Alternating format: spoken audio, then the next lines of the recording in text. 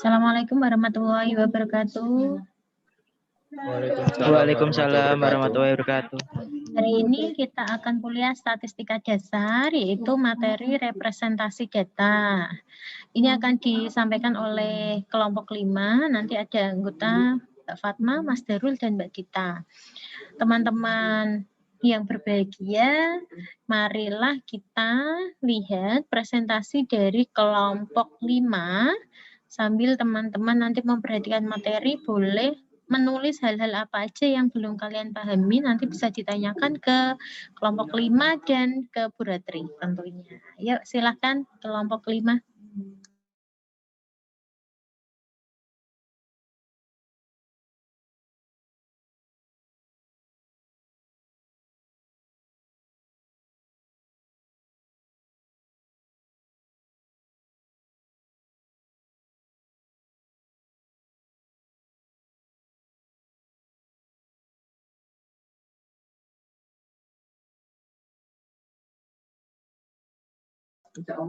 Silahkan kelompok 5.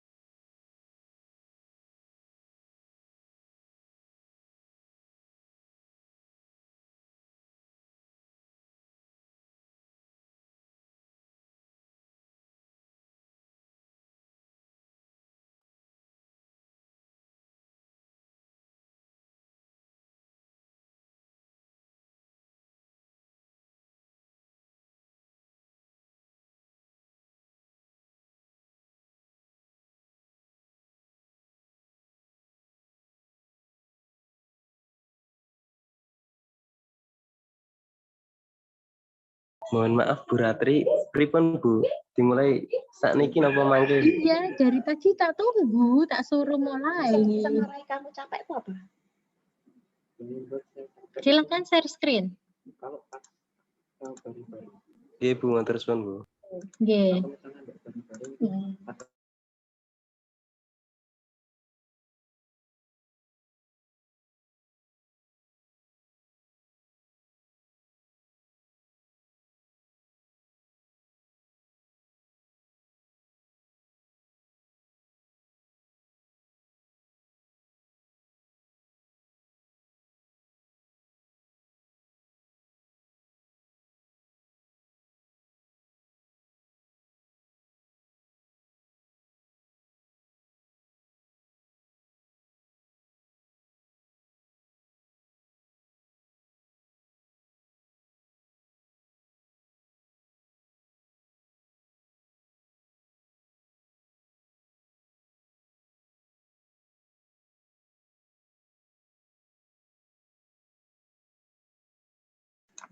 Silakan Mas Darul, boleh dipresentasikan.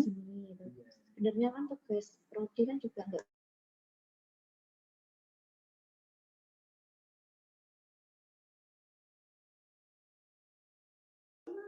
Nggih Bu.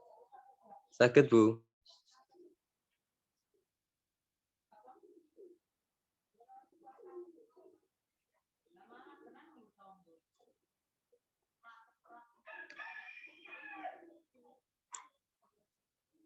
Sampun ketinggalan napa dereng Bu? Sudah Mas. Nggih Bu, langsung mawon kula mulai nggih Bu. Nggih, silakan. Oke, bismillahirrahmanirrahim. Assalamualaikum warahmatullahi wabarakatuh. Waalaikumsalam warahmatullahi wabarakatuh.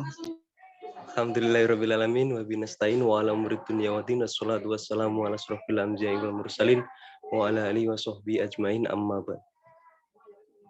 Yang kami hormati Ibu Ratri Rahayu selaku dosen pengampu mata kuliah statistika dasar, dan tak lupa teman-teman yang saya cintai dan saya banggakan. Pada kesempatan kali ini kami dari kelompok 5 akan mempresentasikan bab mengenai representasi data. Sebelumnya, kami akan memperkenalkan diri. Yang pertama, ada Fatma Indriani dengan NIM 202035008. Yang kedua, Darul Hafidin dengan NIM 202035021. Yang ketiga, Dita Dwi Oktaviani dengan NIM 202035022.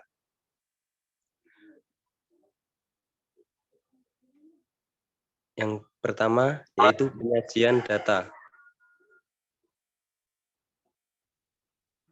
Penyajian data yang sering dikumpulkan untuk laporan atau akan dianalisis lebih lanjut perlu diatur, disusun, disajikan dengan jelas dan baik agar mudah dimengerti orang yang membacanya, yaitu biasanya data disajikan dalam bentuk tabel atau daftar, diagram atau grafik. Macam-macam penyajian data dengan tabel dan diagram atau grafik antara lain. Yang pertama, tabel matriks, baris dan kolom. Yang kedua, diagram batang. Yang ketiga, diagram lingkaran. Dan yang keempat, diagram lambang atau piktogram. Yang kelima, diagram garis. Yang keenam, diagram batang dan daun. Yang ketujuh, diagram pencar atau plot titik. Dari masing-masing penyajian data tersebut akan kami bahas satu persatu.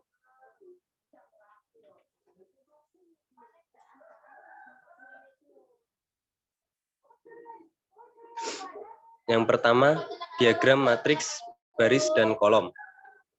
Data yang biasanya dituliskan dalam bentuk matriks, baris, dan kolom, misalnya yaitu data pada laporan yang ada di Badan Pusat Statistik atau BPS, di mana laporan pembukuannya umumnya disajikan dalam matriks, baris, dan kolom.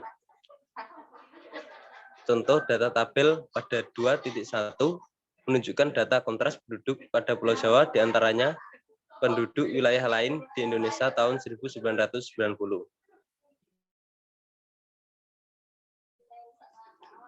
Dari tabel di atas, kita dapat melihat dengan jelas dan tepat tentang jumlah penduduk tiap wilayah, termasuk melihat berapa tepatnya luas wilayah Sumatera misalnya.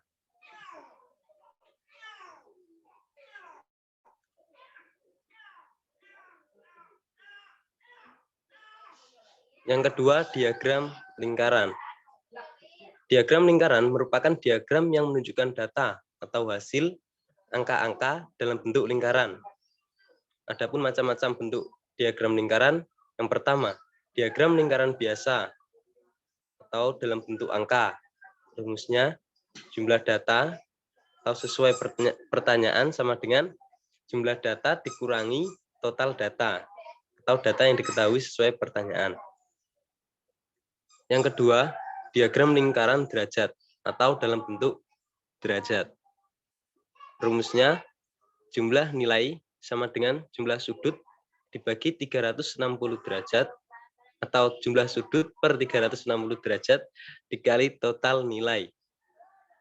Yang ketiga, diagram lingkaran persen dalam bentuk persen. Rumusnya yaitu jumlah nilai sama dengan jumlah persen per 100% kali total nilai.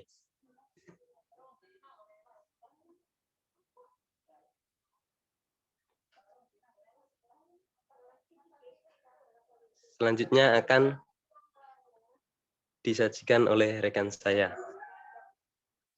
Mbak Fatma, kami persilahkan. Baik, selanjutnya C. Diagram batang. Diagram batang adalah diagram yang menyajikan data secara kualitatif dan kuantitatif dalam bentuk batang berupa persegi panjang. Data kualitatif ditunjukkan oleh sumbu yang mendatar. Sementara itu, data kuantitatifnya melalui sumbu tegak atau sisi tegak batang. Semakin tinggi suatu batang, semakin besar pula jumlah frekuensinya. Diagram batang ini biasanya digunakan untuk menampilkan data yang berupa kategori dan data tahunan. Contoh diagram batang seperti di bawah ini. Untuk menggambar diagram batang, kita harus membuat dua sumbu, yaitu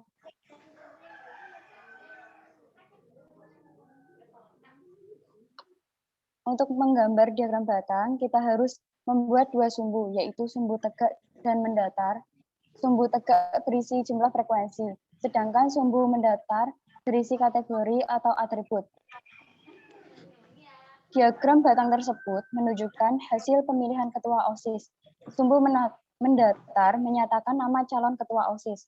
Sumbu tegaknya menyatakan jumlah atau banyaknya pemilih setiap bakal calon. Diagram batang di atas menunjukkan bahwa Nugi merupakan calon yang paling banyak dipilih, yaitu dengan perolehan 35 pemilih. Sedangkan Abdul merupakan calon yang paling sedikit dipilih dengan perolehan suara 12 pemilih. Slide selanjutnya.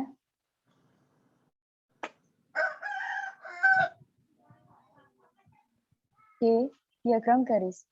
Diagram garis merupakan suatu diagram berupa garis-garis yang menghubungkan titik-titik yang menunjukkan data beserta frekuensinya antara satu dengan yang lain.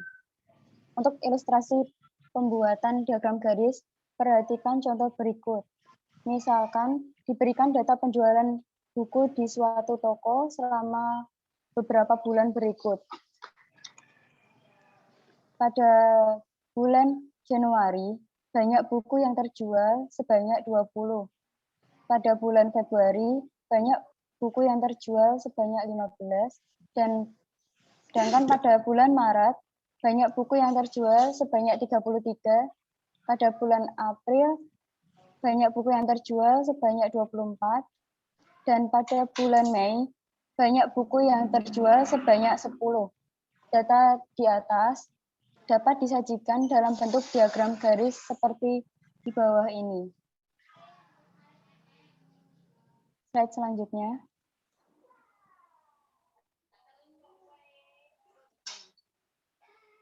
E. Piktogram. Diagram gambar atau piktogram adalah diagram di mana datanya disajikan dalam bentuk gambar atau lukisan untuk mewakili benda yang menampilkan banyaknya benda sesungguhnya. Biasanya diagram piktogram ini digunakan untuk menyajikan data yang jumlahnya besar. Perhatikan contoh berikut.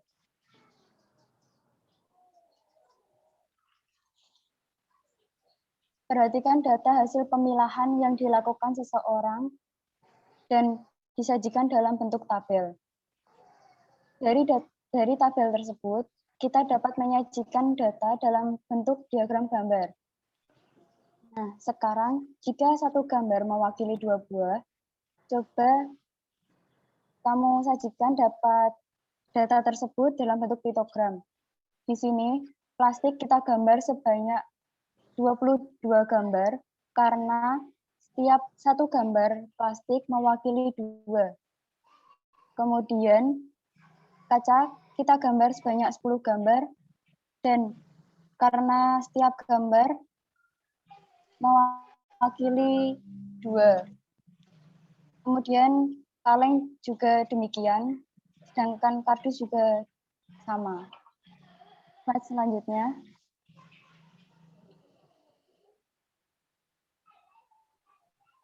F. Diagram batang dan daun. Diagram batang dan daun atau stem leaf diagram menyajikan penyebaran dari suatu data sehingga secara keseluruhan data dapat terlihat apakah ada kecenderungan data tersebut menyebar atau memusat pada suatu nilai tertentu atau nilai manakah yang paling sering muncul dan yang jarang muncul. Jadi, tujuan dari pembuatan diagram batang daun, kita dapat melihat data tersebut secara jelas, apakah data tersebut menyebar atau memusat, ataukah data mana yang paling sering muncul dan jarang muncul. Untuk lebih memahami diagram batang daun, perhatikan contoh berikut. Diberikan data nilai ulangan umum fisika dari 36 siswa. Dari data tersebut, kita belum bisa melihat apakah data tersebut menyebar atau memusat, atau paling sering muncul dan jarang muncul. Kemudian kita dapat menggambarnya menjadi diagram batang daun. Di sini batang dapat kita sebut sebagai angka puluhannya, sedangkan daunnya disebut sebagai angka satuannya. Contohnya angka 44, puluhannya 4 dan satuannya 4. Kemudian 7 di sebelah 4 itu mengartikan 47 dan seterusnya. Dalam membuat diagram batang daun, diusahakan angkanya itu dimulai dari yang terkecil sampai terbesar agar mempermudah dalam melihat penyebarannya. Selanjutnya.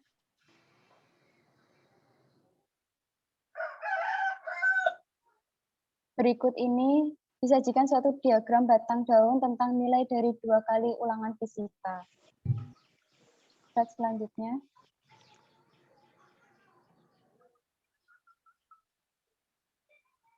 G. Diagram plot atau diagram pancar. Adalah gambaran yang menunjukkan kemungkinan hubungan atau korelasi antara pasangan dua macam variabel dan menunjukkan keeratan hubungan antara dua variabel tersebut yang sering diwujudkan sebagai koefisien korelasi. Data matematisnya dituangkan dalam diagram Cartesius. Selanjutnya. Slide selanjutnya. Berikut contoh diagram plot. Cara membuat diagram plot yang pertama, kumpulkan pasangan data X, Y yang akan dipelajari hubungannya serta susunlah data itu dalam tabel. Yang kedua, tentukan nilai-nilai maksimum dan minimum untuk kedua variabel X dan Y. Yang ketiga, tabarkan plot data pada selembar kertas. Apabila dijumpai data bernilai sama dari pengamatan yang berbeda, gambarlah titik-titik itu seperti lingkaran konsentris atau plot titik kedua yang bernilai sama itu di sekitar titik pertama. Yang keempat, berikan informasi secukupnya agar orang lain dapat memahami diagram plot itu. Informasi yang biasa diberikan adalah interval waktu banyaknya pasangan data atau N, judul dan unit pengukuran dari setiap variabel pada garis horizontal dan vertikal, judul dari grafik itu. Apabila dipandang perlu dapat mencantumkan nama dari orang yang membuat diagram plot itu. Selanjutnya akan dijelaskan oleh rekan saya, yaitu Mbak Dita.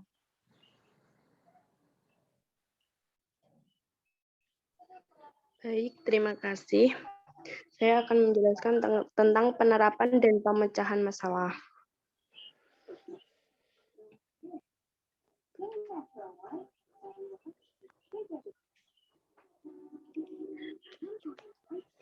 Dalam memilih diagram yang cocok untuk mempresentasikan data, sang penyaji menginginkan agar data cepat dimengerti dan dipahami oleh pembaca. Yang pertama, diagram tabel, baris, dan kolom. Diagram itu biasanya digunakan untuk data yang hanya memiliki satu kategori atau kelompok saja. Yang kedua, piktogram. Diagram di mana datanya disajikan dalam bentuk gambar atau lukisan untuk mewakili benda yang menampilkan banyak benda sesungguhnya. Yang ketiga, diagram lingkaran. Dalam menyajikan diagram lingkaran, data berupa gambaran grafik informasi kuantitatif menggunakan lingkaran yang terbagi menjadi juring-juring sesuai dengan kebutuhan yang disajikan. Diagram batang. Diagram batang biasanya disajikan dalam bentuk persegi panjang tegak atau persegi panjang mendatar dalam penyajiannya. Yang terakhir, diagram garis. Disajikan berdasarkan pengamatan suatu data yang berkelanjutan dari waktu ke waktu secara berurutan. Kesimpulan dari representasi data. Representasi data merupakan bagian dari statistika yang membahas macam-macam penyajian data. Di antaranya menyajikan data dengan diagram tabel matriks garis dan kolom, diagram batang, diagram lingkaran, diagram lambang atau piktogram, diagram garis, diagram batang dan daun, serta diagram pencar atau plot titik. Sehingga kita dapat memilih sajian data yang tepat sesuai dengan tujuan tampilan. Sekian dari kelompok saya. Apabila ada salah kata, mohon dimaafkan.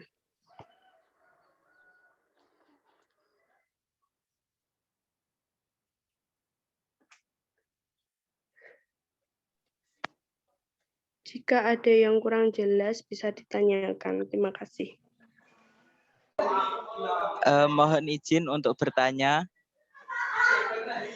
Assalamualaikum warahmatullahi wabarakatuh.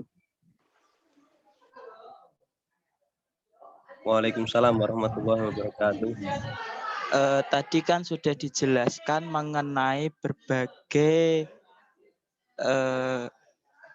hal yang dapat digunakan untuk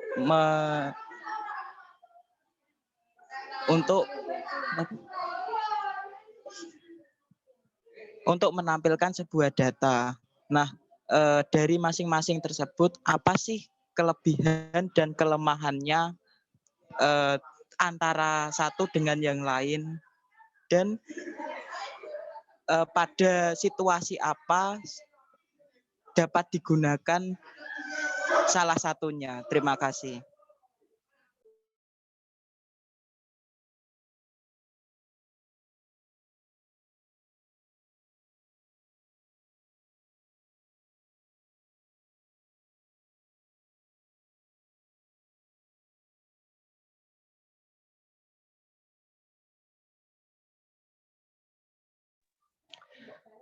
Terima kasih atas pertanyaannya dari Mas Zulfikar Raffi. Mohon izin untuk menjawab, Bu. Dari kelompok kami, kelebihan dan kelemahan dalam menyajikan data.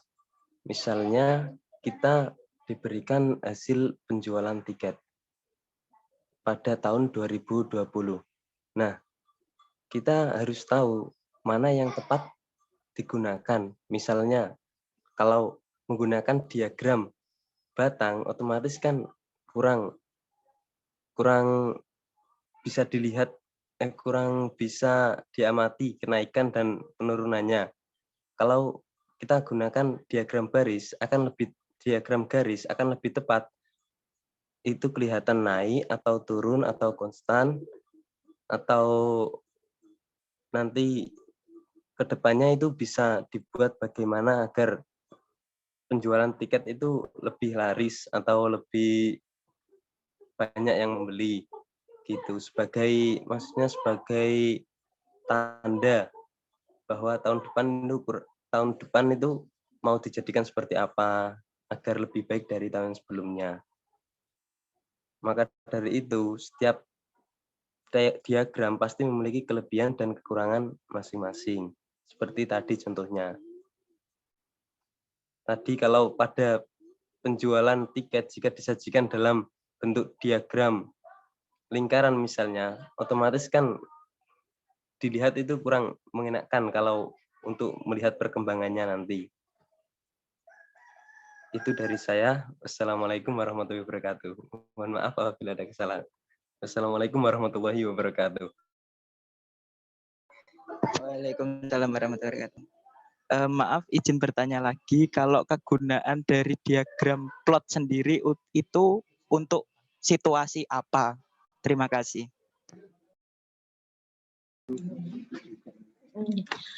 Saya bantu jawab ya. Diagram plot itu nanti digunakan untuk melihat apakah datanya itu tersebar di sekitar garis lurus itu untuk nanti uji regresi ya. Nanti ada di semester 4 sama semester 6 Mas Zulfikar. Apakah datanya normal atau tidak? Normal itu artinya dia di sekitar rata-rata atau dia agak menjauh pencilannya, seperti itu. Tadi yang sudah dijawab Mas Darul sudah bagus, ya.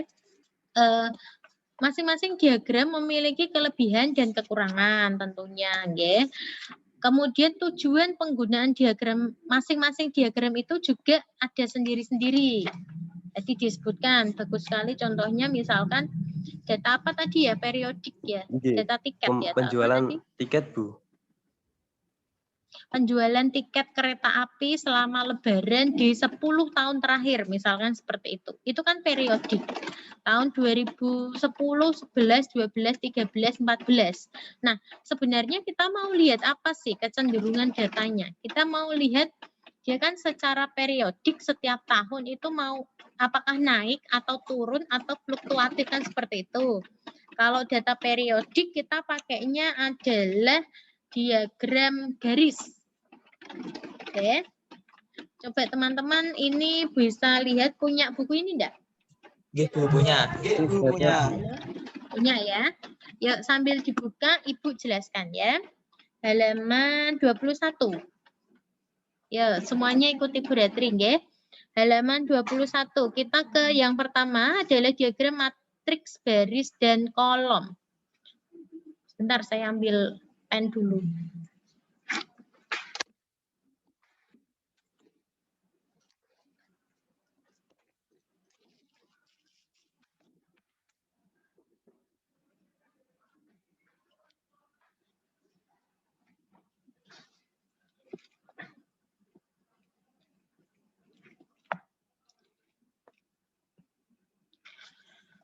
Diagram baris dan kolom, nanti ada jenis-jenis diagram ya. Yang pertama adalah baris dan kolom. Nah, baris dan kolom ini penekanannya atau yang dipentingkan adalah keakuratannya. Baris dan kolom itu tabel, ya. Ada di halaman 21 yang paling atas tuh. Di diagram matriks yang dipentingkan adalah keakuratan. Artinya, misalkan nih kalau mau lihat jumlah penduduk, dia kan bisa terlihat jelas sampai misalkan di Jawa itu ya. Jumlah penduduknya, luas areanya kan bisa terlihat sampai ke satuan, seperti itu. Seandainya jumlah penduduk ini dipakai dengan diagram batang, dia kan nggak akan jelas berapa sih jumlah penduduknya dibandingkan dengan luas areanya, seperti itu. Paham nggak maksudnya Bu Retri? Nggih, Bu. Paham. Ya? Paham, Bu. Oke. Coba lihat tabel 22 penduduk dunia masa mendatang. Nah, di situ kan angkanya sampai detail sekali, nggih. Nah, diagram baris dan kolom atau matriks baris dan kolom ini akan lebih akurat jika digunakan untuk data yang dipentingkan adalah keakuratannya. Yang kedua adalah diagram lingkaran atau pie chart, ya. Nah, ini R ya, pie chart ya. Yang kenapa sih memilih pie chart atau diagram lingkaran? Teman-teman biasanya melihat ini di mana? Ada pie chart. Di mana? Ayo. Ketika pemilihan ya, pemilu. Ya, pemilu. Nanti calon A dapatnya berapa persen, kan hanya itu ya. Calon B berapa persen. Kalau jurinya lebih besar berarti dia yang milih paling banyak. Nah, kalau diagram lingkaran ini untuk kepentingan perbandingan. Ya, ada di halaman 22. 22 ya. Diagram tepat untuk kepentingan perbandingan. Satu diagram hanya dapat menggambarkan satu kegiatan saja. Jadi pie chart itu tidak bisa untuk dua kegiatan. Misalkan laki-laki dan perempuan. Ya. Misalkan jumlah penduduk desa di Kecamatan Jekulo. Dilihat dari laki-laki dan perempuan itu tidak bisa pakai pie chart. Karena dia hanya ada satu kegiatan. Ya. Kemudian yang ketiga adalah diagram batang, ada di halaman 24. Ya, diagram batang. Halaman 24. Diagram batang juga digunakan untuk kepentingan perbandingan. Bedanya kalau batang ini ya bisa lebih dari satu kegiatan. Kalau tadi ini hanya satu kegiatan.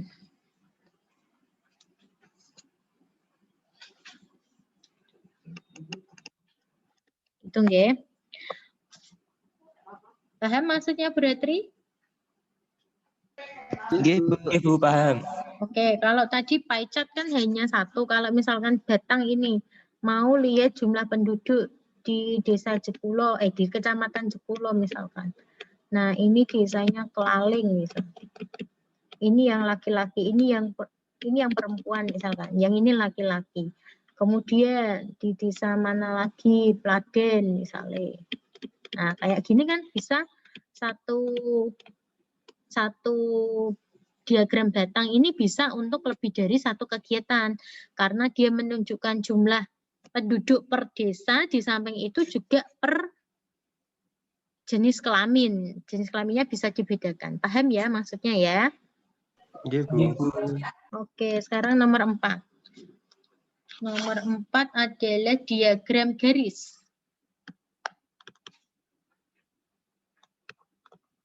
Kalau diagram garis ini untuk kepentingan periodik atau berkelanjutan yang dipengaruhi oleh waktu. Jadi kalau misalkan mau melihat dari tahun per tahun seperti itu, nggih. Diagram baris misalkan di ini KMS kartu menuju sehatnya bayi itu kan dilihat bayi 0 bulan beratnya berapa, nanti 1 bulan, 2 bulan, 3 bulan, 1 tahun. Nah, seperti itu.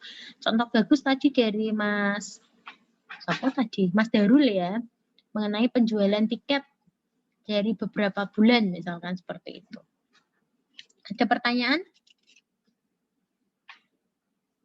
Mboten, Bu. Tidak ada, Bu. Jelas, Bu. Jelas. Ini tadi berkelanjutan juga ini untuk melihat kecenderungan kelakuan atau tren ya. Untuk melihat tren. Nanti yang paling tinggi puncaknya ada di mana gitu.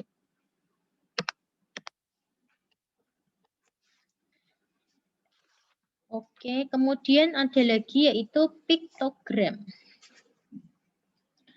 Nomor 5 piktogram.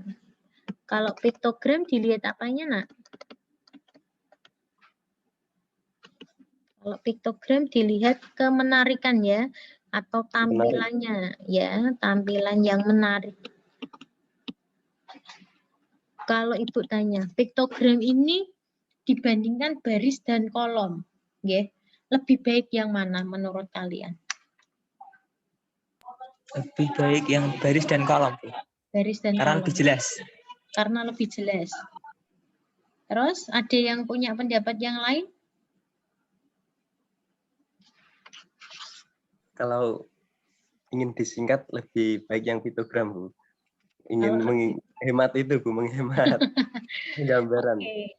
Nah, tergantung dari kebutuhan dari penyajian datamu. Kalau kamu butuhnya tampilan yang menarik, iya toh? Kepengen melihat tidak detail. Kalau kamu melihat detail nanti pilihnya baris dan kolom. Tapi kalau orang kamu sajikan baris dan kolom, kalau dari sisi kemenarikan, tentunya kan tidak menarik. Adalah sekumpulan angka-angka berjejer bikin pusing kan seperti itu, ya. Tapi piktogram itu kan tampilannya yang ditonjolin. Terus kalau ditanya yang lebih baik yang mana? Nah, tergantung dari masing-masing kebutuhan. Kalau piktogram biasanya ada di balai desa, ada di kecamatan. Dia hanya menyajikan data gitu ya. Sebentar. Ini saya hapus tidak apa-apa? Sudah ditulis apa belum? Nggih, Bu, sampun. Nggih, Bu, sampun. Misalkan data panen gitu ya, digambarkan pakai jagung. Apa iki telo. Nah, 1 telo ini misalnya mewakili 1 ton. Gitu toh. Ini kecamatan Dawe misalkan. Iki kecamatan Bae. Kan hanya gini. Ya, ini kita telonnya separuh kan seperti itu. Tapi kan dia nggak akurat. Tapi kalau ini disajikan untuk orang-orang yang awam, itu kan akan lebih menarik. Gitu, ya. Oke, kemudian selanjutnya adalah diagram batang dan daun. Nah, saya rasa teman-teman sudah bisa, tadi sudah dijelaskan ya. Kemudian ada diagram plot atau diagram pencar atau scatter plot. Nah, diagram pencar ini nantinya digunakan untuk tadi melihat kecenderungan data, apakah datanya terpencar atau enggak. Jadi misalnya gini, ini garis rata-ratanya di sini. Kalau datamu di sekitar ini, nah dia berarti normal. Kalau ada yang mencil ke sana, ke sana, ke sana, ke sana, nah ini datanya nanti tidak normal. Ya. Seperti itu. Jadi misal contohnya data tidak normal tuh gini. Yang normal itu kan anak atau orang. Orang pada kehidupan ini tuh distribusi normal. Kasih contoh sing gampang. Di sini ini rata-rata. Orang di sekitar rata-rata dia akan tinggi, akan banyak ya. Kemudian orang misalkan di sini orang Ibu katakan orang miskin. Nah, orang miskin tentunya jumlahnya lebih sedikit dan orang yang sangat kaya yang di sini ini sangat miskin ya. Orang yang sangat kaya jumlahnya pun akan menurun, akan sedikit lagi. Betul tidak seperti itu? Betul ya? Iya, Bu. Di tetangga-tetanggamu misalkan yang sangat miskin sampai tidak punya rumah, tidak bisa makan sehari-hari, itu kan sangat sedikit jumlahnya. Tapi orang dengan yang rata-rata itu kan jumlahnya tinggi. Kemudian orang yang sangat kaya itu jumlahnya juga sedikit. Tidak di desa itu kan tidak ada 100 toh yang sangat kaya toh. Iya, Bu. Nah, contohnya seperti itu. Kemudian contoh lagi apa ini namanya? Anak sing pinter, yang sangat pinter itu kan jumlahnya sedikit nih di sini.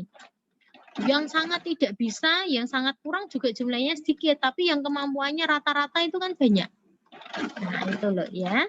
Ini namanya berdistribusi normal. Tapi kalian belum sampai sini. Nanti ini ada di statistika inferensial. Oke.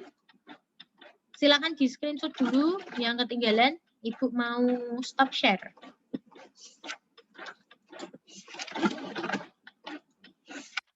Sudah? Iya, Bu, sampun, Bu. Sudah, Bu. Oke, terima kasih. Sekarang dibuka latihan halaman 38. Izin Mau bertanya, ngetes. Bu. Mau tanya, ya silakan. Kalau histogram dan OGIF itu termasuk representasi data atau bukan nih, Bu? OGIF dan histogram. Oke. Bisa jadi. Tapi kalau di sini nggak dibahas ya. Sebenarnya dia kan bagian dari diagram batang ya, Mas ya. Gitu. Tapi diambil tengahnya. Nah, bisa Mas, bisa masuk. Oh, gitu.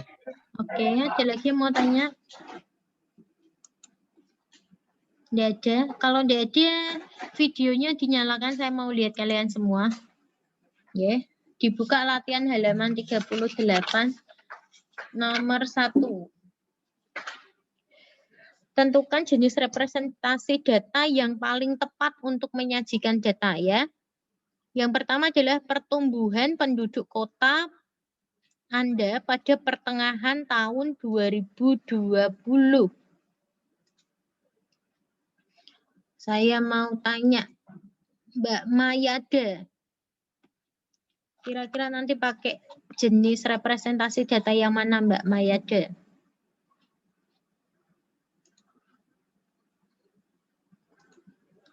Mayada di situ atau enggak? Halo, enggak ikut kuliah Mayada. Mas Fatur, gimana Mas Fatur? Latihan nomor 1, dijawab aja enggak apa-apa ya. Salah ya enggak apa-apa. Mas Fatur bagianan? Halo, suara saya terdengar enggak? Bu, terdengar. Oke, Mas Fatur ada di tempat?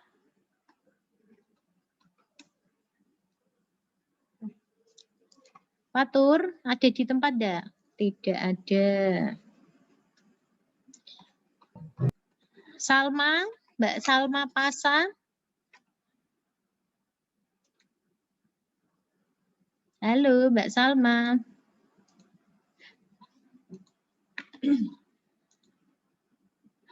Mbak Salma juga tidak ada di tempat nih. Ada, Bu. Ada. Gimana jawabannya apa, Mbak? Sebentar, Videonya Bu. dinyalakan, Mbak.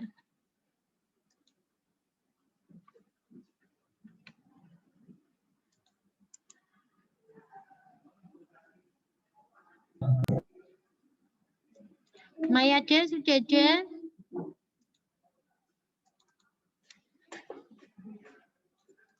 Ini berarti kuliah mbok tinggal tidur ki lho. Ah.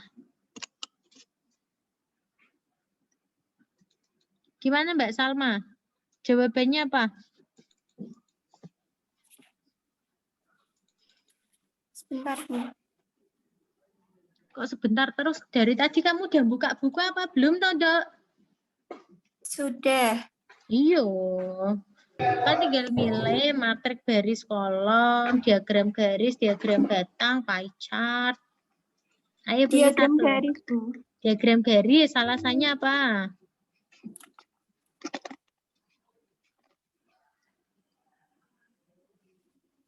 Karena itu dapat berfungsi untuk secara periodik atau berkelanjutan.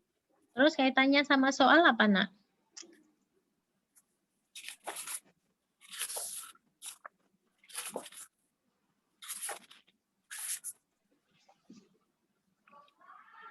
Kaitannya itu sama pertumbuhan penduduk di kota pada pertengahan tahun 2010. Oke, kenapa kamu bisa bilang di situ periodik, Mbak Salma?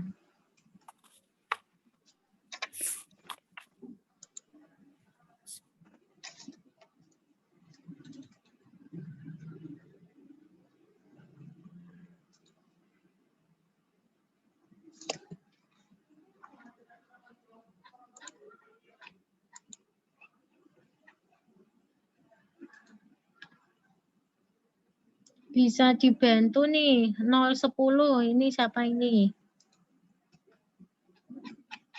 Kok rambutnya rewok-rewok? Fauzi, ya Allah.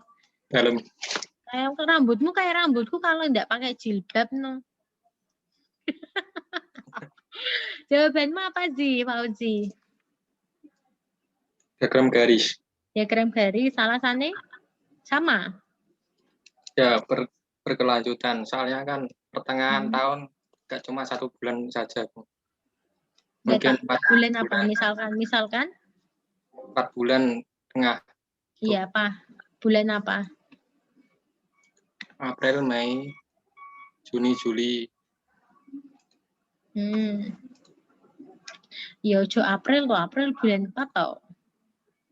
Mei, Juni, 5, 6, 7, 8. Juli, 5, Agustus. 6, 7, 8. Nah, kayak gitu ya. 5, 6, 7, 8 ya. Oke. Oke. Tadi gitu ya, ditambahi jawabannya ya, Mbak Salma ya. Oke, terima kasih. Nomor 1 pakai diagram garis. Ya. Mas Fatur sudah gabung dengan kita belum? Masih tidur. Mbak Laila.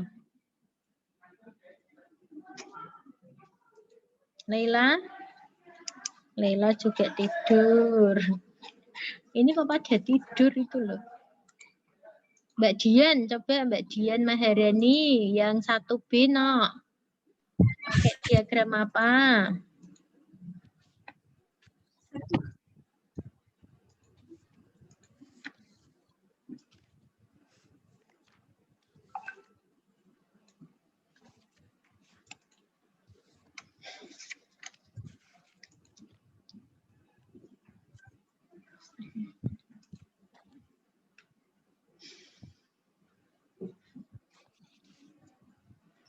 Halo Mbak Dian. Ya, Bu. Pakainya diagram apa, Nak?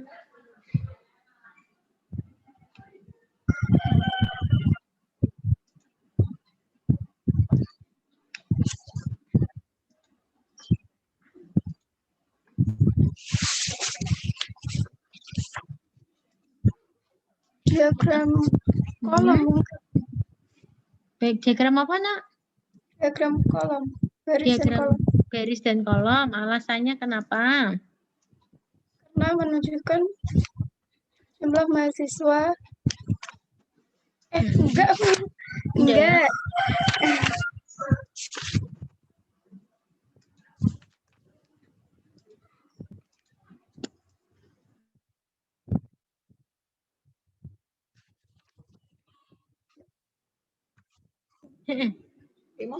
Gimana, Mbak Dian?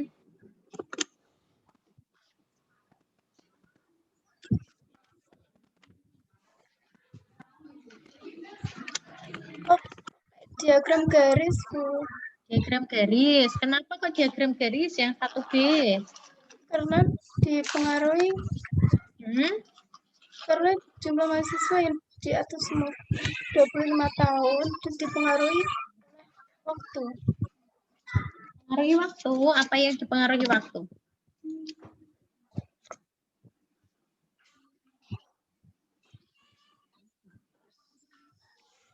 Itu nanti munculnya gimana sih? Misalkan ya, jurusan PGSD yang usianya di atas 25 ada 30 orang.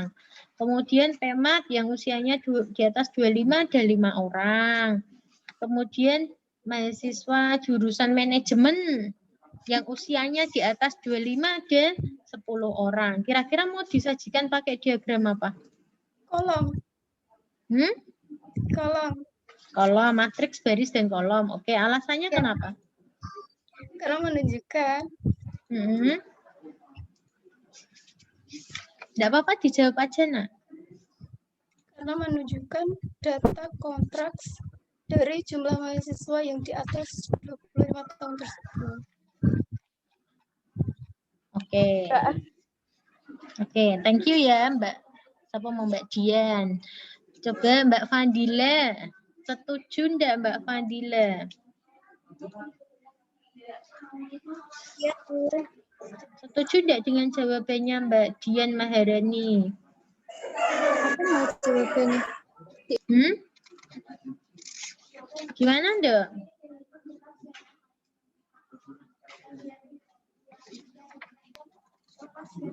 Itu Bu, menurut saya pakainya Pakainya apa? diagram batang. Diagram batang. Alasannya kenapa, Mbak?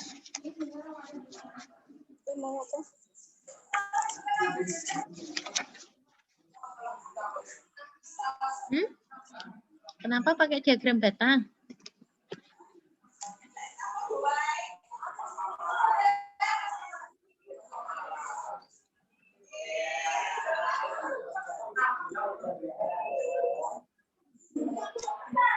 Karena tujuannya diagram batang tadi apa sih? Untuk tujuan membandingkan ya. Jadi kita mau membandingkan jumlah mahasiswa yang umurnya di atas 25 untuk tiap-tiap jurusan. Oke. Oke, kemudian tadi Mbak Dian ya, lebih tepat pakai diagram batang ya, yang C. Kemampuan mahasiswa angkatan 2009 dalam menggunakan komputer. Dipikir dulu yuk, coba kira-kira nanti pakai diagram apa? Mbak Sadana, pakai diagram apa Mbak Sadana? Kalau menurut saya pribadi menggunakan diagram lingkaran, Bu. Oke, kenapa Mbak Sadana? Karena nanti bisa kita melihat yang mampu menggunakan komputer dan tidak mampu menggunakan komputer. Oke, kemudian itu jawabannya Mbak Sadana ya. Coba kita bandingkan jawabannya dengan Mbak 002 Mbak Eri. Erin. Gimana Mbak? Erika, Mbak Erika, gimana? Garis, Bu. Diagram garis. Kenapa Mbak Erika diagram garis? Karena diketahui angkatan 2009. Itu kan menggunakan periodik. Periodik, oke. Mas Irfan, setuju enggak dengan Mbak Erika kalau dia jawabnya periodik pakai diagram garis yang 1C? Kalau saya tidak setuju, Bu. Kenapa? Saya lebih memilih diagram batang. Soalnya ada, kan setiap angkatan ada berbeda-beda, berbeda kegiatan. Oke. Saya mau Mas Irfan mengomentari jawabannya Mbak Erika. Dia tadi pakai garis. Menurutmu enggak tepat. Kenapa kok enggak tepat gitu? Kok enggak bisa dipakai garis, kenapa?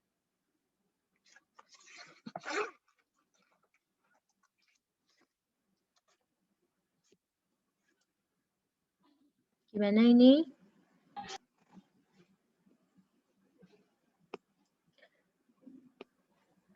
Oke, ya Kalau saya. menurut saya itu, Bu, kalau garis itu berkelanjutan. Oke, kalau garis Sedangkan berkelanjutan. Kalau yang ini yang 1C berkelanjutan enggak, Mas? ini hanya ditanyakan angkatan 2009. Oke, sip.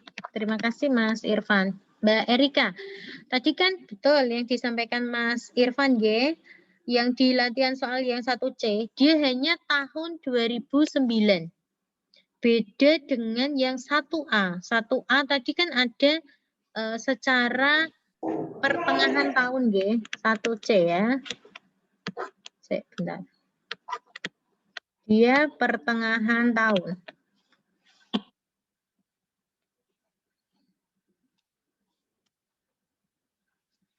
Malah. 1C dia pertengahan tahun. Kalau pertengahan tahun kan kita bisa nulis tadi bulan Mei, Juni, terus Juli, terus Agustus nggih. Nah, seperti ini. Nah, kalau hanya tahun 2009, kalian bayangkan datanya isinya apa gitu ya. Jadi misalkan nih tadi, kemampuan dalam menggunakan komputer. Kemampuannya kira-kira bisa menjadi kemampuan apa aja? Kemampuan tinggi, gitu ya. Kemampuan sedang, kemudian kemampuan rendah. Misal nih, kemampuan sedang 100, kemampuan tinggi 100, kemampuan rendahnya, kemampuan sedangnya 200, kemampuan rendahnya 50. Ini kira-kira kalau mau dibuat diagramnya pakai apa gitu. Kamu pikirnya sampai ke situ, nggih. Kalau Iya, tadi Bu. Mas Irfan kan pakai batang. Nggih, misalkan nih pakai batang. Nah, gini misalkan. Ini yang kemampuan tinggi, kemampuan kemudian kemampuan sedangnya segini. Kemampuan rendahnya di sini. Nah, kenapa kok begini? Karena kita mau menunjukkan perbedaan ini perbandingan. Bisa juga pakai pie chart tadi, diagram lingkaran. Seperti yang disebutkan oleh Mbak Sadana. Ini saya gambarnya ngawur, tentunya harus pakai ini ya. Apa namanya? Hitung-hitungan nggih. Nah, ini sedang, ini tinggi, ini rendah. Nah, kita mau membandingkan ini, gitu ya. Tadi Mbak Erika ya, tidak hanya ada tahunnya, kemudian kalian menggunakan garis, diagram garis seperti itu. Kemudian yang D, coba golongan darah mahasiswa suatu fakultas. Kira-kira nanti pakai jenis diagram yang mana? Coba dipikir dulu, nanti baru jawab. Mbak Feby, coba Mbak Feby. Pakai diagram apa, nak? Diagram batang. Diagram batang. Kenapa alasannya, Mbak? Karena untuk mengetahui perbandingan yang misal golongan darah O, A, B tiap mahasiswa suatu fakultas apa gitu. Oke, Mbak Feby jawabannya pakai diagram batang. Ini Mbak Mayade sudah ada orangnya nih. Tadi kemana Mbak Mayade? Maaf Bu, tadi tidak ada sinyal. Ada sinyal, tak kira Mbak tinggal tidur Mbak Mayade. Oke, 1D jawabannya apa nak? Kalau saya baris dan kolom Bu. Baris dan kolom, alasannya kenapa? Karena itu menunjukkan keakuratan. Keakuratan, oke. Ini tak gambarkan dulu tadi Mbak Feby ya, kira-kira jawabannya ini ya. Ini ya Mbak Feby. Betul enggak? Ini O. Golongan darah itu apa aja sih? Sama B. AB. Ini ya. Misalkan iki 1, iki 1 seket, ini 120 kayak gini ya. Ini misalkan data golongan darah mahasiswa. Betul ya Mbak Feby? Kira-kira seperti ini. Yang kamu mau. Tadi kalau Mbak Mayade mau nampilin matriks baris dan kolom. Golongan darah. Iki misal satu tak apa dibagi 2 Mbak.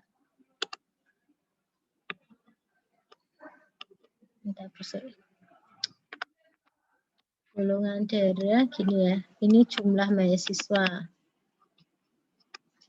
Iki A misalkan 150 gini Mbak Mayade. Halo? Nggih Bu. Seperti ini maumu. Nah, kira-kira pertanyaan Ibu. Nah, untuk semuanya, tidak untuk Mbak Mayade sama Mbak Feby. Kira-kira lebih bagus yang mana? Atau lebih tepat yang mana?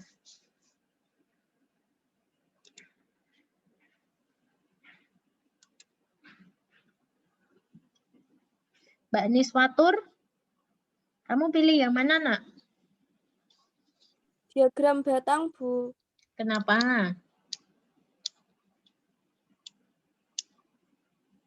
Karena lebih bisa terlihat gitu. Oke. Nah, kalau jawaban dari Bu Retri, dua-duanya boleh, nggih, asalkan alasannya tepat. Betul sekali tadi kalau misalkan pakai baris dan kolom atau tabel ini, keakuratannya akan lebih terjaga ya, keakuratan. Kalau ini tadi dia ingin menunjukkan perbandingan. Saya mau menunjukkan perbandingan di tiap golongan darah itu besarannya berapa, gitu, nggih. Boleh dua-duanya. Oke. Kemudian kita saya ada pertanyaan enggak? Nomor 1 A, B, C, D. Bu, mohon maaf Bu, Ya, yang silakan. 1C. Kalau 1C. menurut saya pakai diagram plot Bu atau diagram pencar. Angsal Bu. Diagram pencar. Gimana alasannya apa? Ada yang sangat mahir, kemudian sedang-sedang saja, dan kurang bisa menguasai komputer gitu Bu. Kalau apa namanya scatter plot itu tidak bisa melihat seperti itu. Coba kalian lihat halaman 32 bukunya. Ya, contohnya scatter plot 32 sama enggak halamannya ya? Ada diagram ya, scatter plot ya? Iya Bu, sami Bu. Nah, nanti bisanya gini, ini yang jawab siapa sih yang tanya ya? Kula Bu, Darul Abidin Bu. Mas Darul. Nanti Iya, Bu. bisanya melihat gini, misalkan mahasiswa kemampuan menggunakan komputernya nilainya 20 itu ada di TTI berapa orang kayak gitu. Nah, jadi kita melihat pencarannya seperti ini. Tapi kan agak susah untuk mengetahui berapa nilainya yang pasti gitu, Mas. Paham maksudnya Ibu enggak? Iya Bu, paham Bu. Paham ya? Okay. Jadi hanya melihat sebarannya, tapi kita nggak tahu nih bacanya nanti kan agak susah juga, nggih. Iya Bu. Tapi bisa nggak dibuat itu? Bisa ya. Benarnya bisa. Oke. Oke, lanjut ya. Yang nomor 2 enggak usah. Nomor 3 coba. Nomor 3. Siapa yang mau jawab? Sekarang saya buka. Yang mau jawab nomor 3. Keuntungan dan kerugian penggunaan diagram lingkaran. Izin menjawab, apakah diperbolehkan, Bu? Siapa ini? Zulfikar. Saya, Zulfikar Rafinder Cayandi. Nggih, Bu. Oke, silakan. Menurut saya untuk keuntungannya itu yang pertama lebih praktis dalam memahaminya atau dalam membaca datanya. Yang kedua, lebih detail terkait perbandingannya. Karena bisa dicari berdasarkan persenan maupun derajatnya. Untuk kerugiannya hanya bisa satu kegiatan saja. Terima kasih. Oke. Sudah terekam belum tadi jawabannya Mas Zulfikar? Coba Ibu bantu ya untuk nulis. Tadi gimana Mas jawabannya? Keuntungan. Untuk keuntungannya yang pertama lebih praktis memahaminya atau membaca datanya. Yang kedua, lebih detail terkait perbandingannya.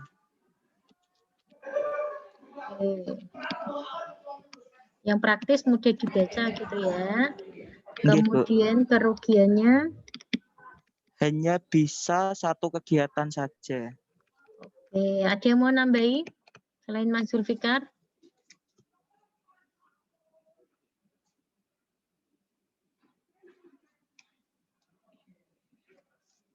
Mbak Neva mau Izin nambahi? menambahi, Bu. Siapa ini? Puji. Muhammad Puji Arianto. Oke. Oke, silakan Puji. Untuk yang kerugiannya saya tambahi karena diagram batang itu tidak dapat memperlihatkan ukuran data atau frekuensi masing-masing data. Jadi yang ada di dalam lingkaran itu biasanya persentasenya atau derajatnya saja, Bu. Seperti itu. Tidak ada frekuensi ya. Oke, tak tambahi Mas tadi, Mas Puji. Yang ada di lingkaran itu hanya persentase ya, derajat itu tidak dilihatkan, ya. Oh, iya, Bu. Misalnya gini kan hanya misalnya di sini apa merah. Ini hanya 25%, ini putih 20%, kayak gitu loh Nang, ya. Dia nggak ada persentasenya. Tidak ada derajatnya, hanya ada persentase. Oke, tidak ada frekuensi, tidak jelas. Nah, saya perbaiki. Tidak jelas dalam penyajian frekuensi. Ada lagi yang lain yang mau nambahi? Atau bahasa kerennya ini tidak akurat. Nah, gitu ya. Tidak akurat dalam frekuensinya. Ya, kelebihan dan kekurangannya. Praktis, mudah dibaca, kemudian dia sangat tepat untuk tujuan perbandingan. Betul sekali. Kemudian misalkan mau ditambah yang ketiga ini menarik juga boleh. Kerugiannya betul hanya bisa satu kegiatan dan tidak jelas dalam menyajikan frekuensi atau tidak akurat di dalam menyajikan datanya. Oke.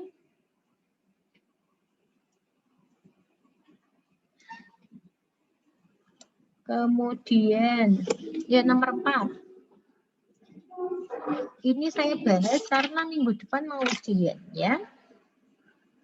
Minggu depan UTS. Oke, Bu. Oke, nomor 4. Tentukan jenis data. Kemudian paling tepat menyajikan dalam bentuk apa? Yang pertama adalah nilai suatu tes. Yuk, jenis-jenis data ada di halaman 8. Ya. Nilai tes. Mbak Laila sudah balik belum? Tadi ke pasar.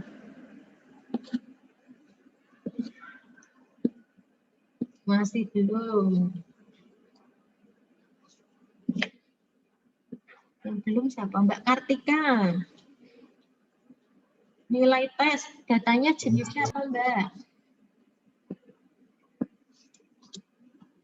Mbak Kartika.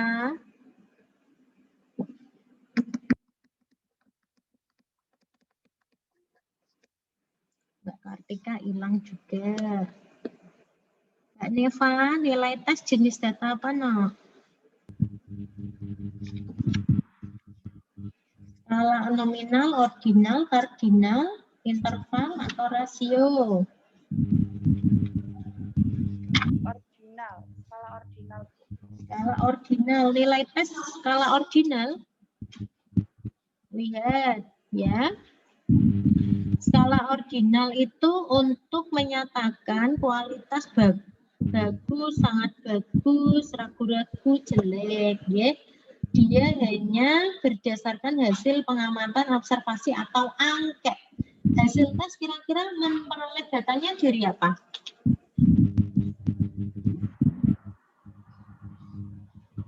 Dari itu, Bu. Siswanya, Bu. Siswa melakukan tes tersebut, Bu. Oke, siswa melakukan tes, ya. Nilai tes itu diperoleh dari pengukuran, ya. Memberikan tes itu namanya pengukuran. Jenis data sudah pernah Ibu jelasin belum, ya? Sudah, Bu. Nanti, Bu, nonton videonya di Winane, Bu. Iya, ya. Nanti dilihat lagi, ya. Nilai tes diperoleh dari pengukuran. Jenis datanya adalah skala interval, ya. Jenis datanya skala interval. Kemudian kalau mau disajikan kira-kira pakai apa ini?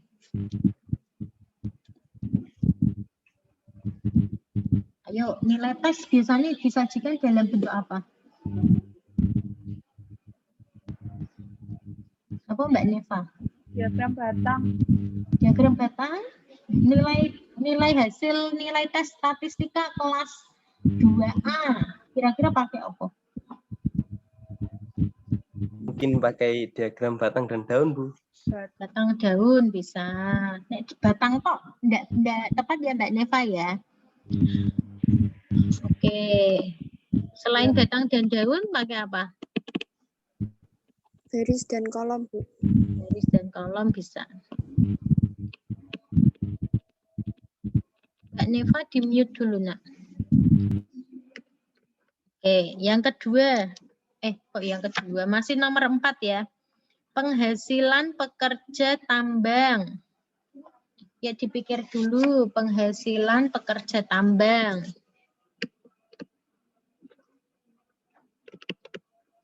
Penghasilan, ini jenis datanya apa?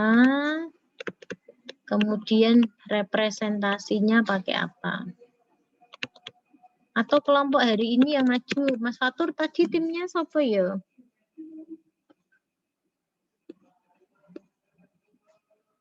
Mbak siapa mau timnya? Mbak Fatma? Atau siapa sih? Atau Sekarang Mbak? timku, Bu. Ya, timnya Mas Deru. Siapa yang presentasi? Mbak Fatma kali Mbak Dita. Mbak Fatma sama Mbak Dita. Mbak Fatma, kalau mau menyajikan penghasilan pekerja tambang kira-kira pakai apa, Nak?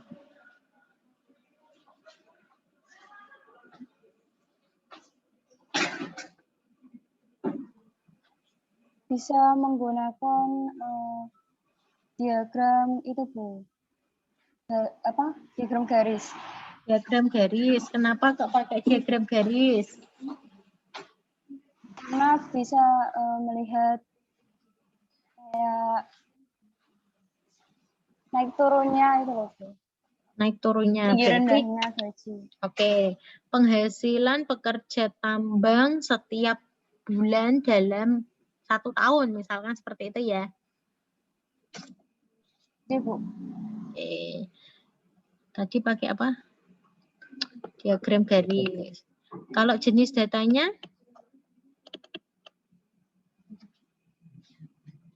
Pakai apa, yuk?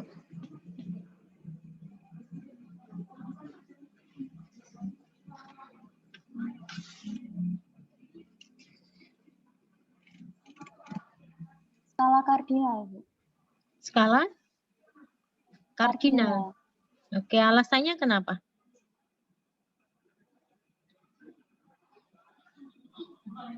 Karena berasal dari hasil membilang atau menghitung suatu variabel.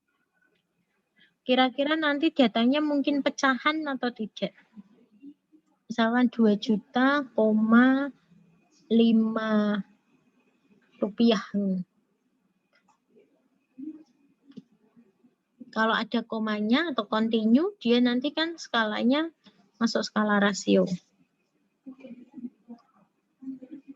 Gaji pakainya betul ya. Dan enggak usah tak bingung-bingung ke Mbak Fatma malah bingung. Skala kardinal ya. Karena dia punya 0 mutlak.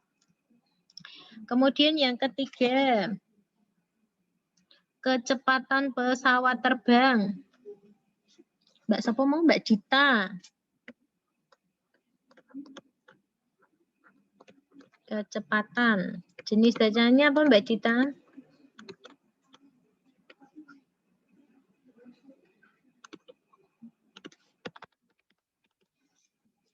Mbak Dita hilang.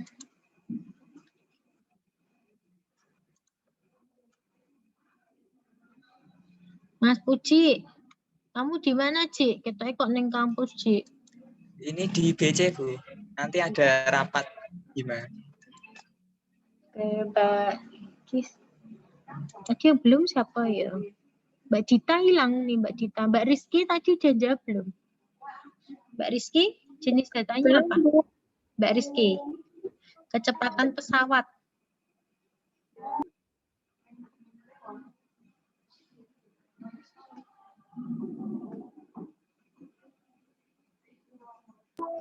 Mungkin skala interval, Bu. Skala interval, alasannya kenapa? Pengukuran. Karena hasil pengukuran. Oke, dia punya 0 mutlak atau enggak? Kalau kecepatan 0 itu ada artinya enggak? Tidak ada.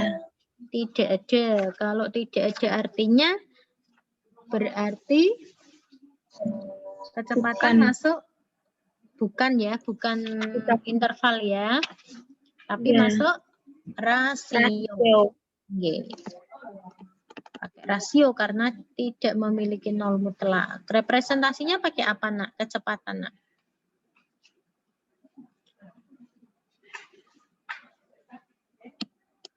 Pakai baris kolom ya, bisa ya. Iya, Bu. Oke. Terus satu lagi nih, jumlah buku.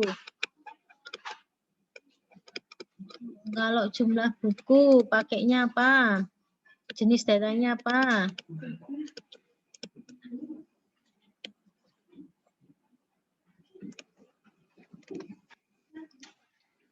Mas Irfan. Jenis datanya apa Mas Irfan? Jumlah buku.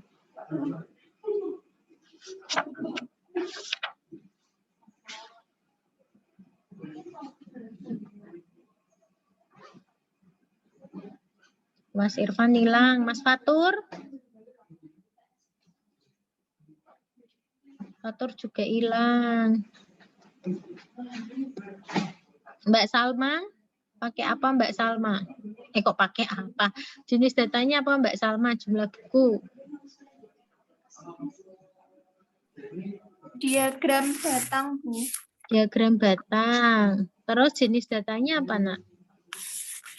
Jenis datanya skala kardinal. Skala kardinal. Kenapa? Karena menghitung suatu variabel. Oke ya, karena menghitung kan dicacah 1, jumlah punya 1, 2, 3 itu menghitung. Representasinya pakai diagram batang. Kenapa pakai batang, Nak?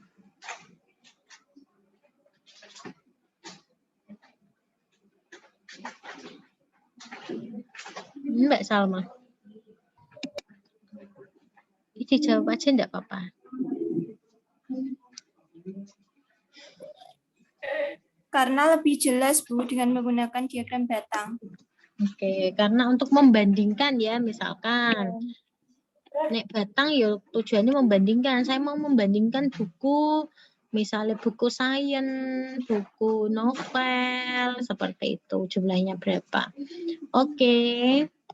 Nah, itu adalah macam-macam representasi data. Teman-teman bisa mengerjakan latihan halaman 38, ya. Saya rasa untuk hari ini sudah cukup. Masih ada pertanyaan lagi, ndak? Halo?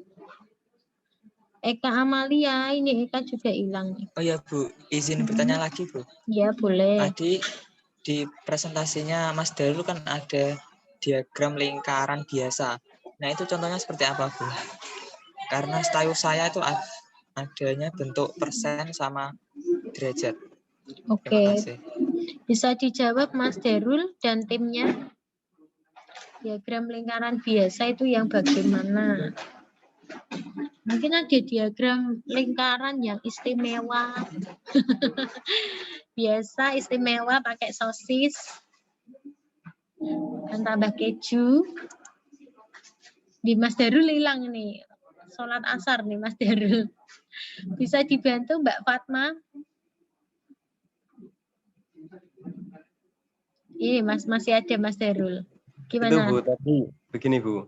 Misalnya jumlah dalam suatu kelas itu 20 misalnya. Nah, kemudian mau dicek siapa yang ikut yang menyukai matematika, fisika, biologi. Nah, kemudian nanti disajikan dalam bentuk itu, Bu. Misalnya tadi 20 yang suka matematika 5, tadi 20 5, kemudian tadi yang lainnya fisika ada berapa? Ada 6 misalnya, baru 11, kemudian ada 4 dan ada 5 yang satunya biologi. Kemudian disajikan dalam bentuk lingkaran gitu, Bu. Terus ada diagram lingkaran yang tidak biasa itu maksudnya gimana? Yang seperti tadi Bu, apa namanya? Persen sama derajat tadi Bu. Oh, gitu. Okay. Hitung apa derajatnya atau persennya. Oke. Nanti kalau misalkan ada soal, kalian diminta untuk menyajikan ke dalam diagram lingkaran, ya. Jadi sudah Ibu sampaikan, ya. Ditulis persentasenya tiap juringnya, ya.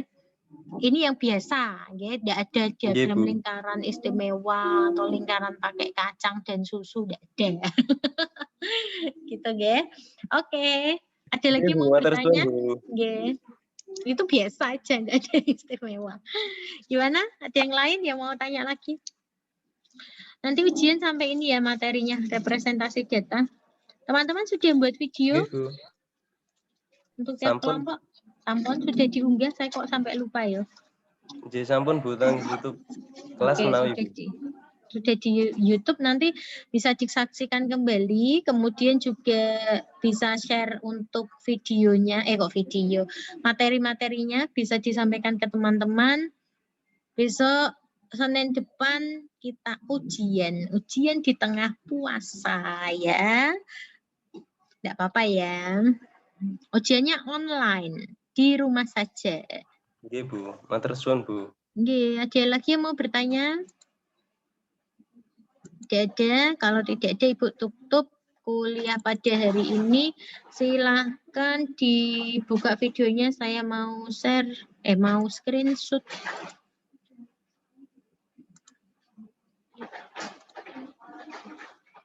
Sudah ya, yuk semuanya dibuka. Ini hanya satu screen, 1, 2, 3. Sudah, terima kasih. Saya tutup kuliahnya. Assalamualaikum warahmatullahi wabarakatuh. Waalaikumsalam warahmatullahi wabarakatuh. Terima kasih Bu. Ya, sama-sama.